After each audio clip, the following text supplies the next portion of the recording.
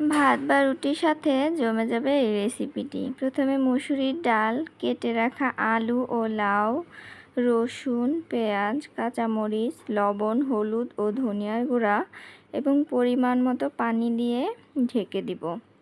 সেদ্ধ হওয়া পর্যন্ত অপেক্ষা করব।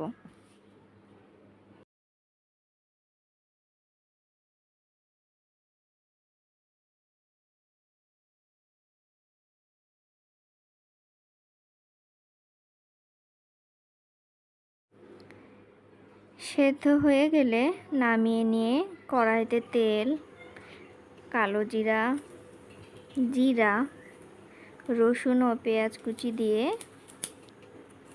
ভালোভাবে নেড়ে চেড়ে ফোড়ন দিয়ে দেব।